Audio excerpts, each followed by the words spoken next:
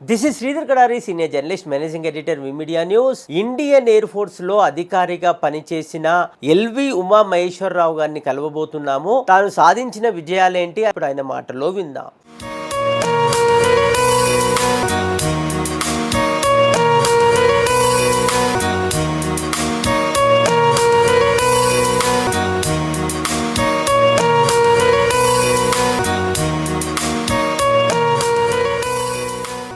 నా పేరు ఎల్వి ఉమామేశ్వరరావు అండి. సీనియర్ నాన్ కమిషన్ ఆఫీసర్ గా పనిచేయడం జరిగింది. నాకు సర్వీస్ లో ఉన్న మెడల్స్ అవార్డ్స్ రావడం జరిగింది. ఇది long service 9 years long service medal అండి. ఇది 9 years సర్వీస్ తర్వాత గుడ్ కండక్ట్ ఉన్న వాళ్ళకి ఇస్తారు ఇవి. దాని తర్వాత ఇది 50 years ఇండిపెండెన్స్ ది సంబంధించిన మెడల్ అండి. ఇది అప్పుడు నేను సర్వీస్ లో ఉన్నప్పుడు 50th year ఇండిపెండెన్స్ సర్వర్ గా మా ఎయిర్ ఫోర్స్ సైనికులందరికీ ఇచ్చారు. అలాగే ఇది వచ్చి సియాచెన్ గ్లేషియర్ ది మెడల్. అక్కడ 6 నెలలు అక్కడ సర్వీస్ చేసినందువల్ల అక్కడ అడ్వర్స్ హ్యూమన్ డ్వెల్లింగ్ కండిషన్స్ లో పనిచేసినందుకు గుర్తింపు ఇవ్వబడిందండి. ఇది ఈ medal Assam Bengal medal. North east sector లో పనిచేసినప్పుడు ఆపరేషన్ థియేటర్ లో అక్కడ చేసిన సేవలు గుర్తించి ఈ మెడల్ ఇవ్వడం జరిగిందండి.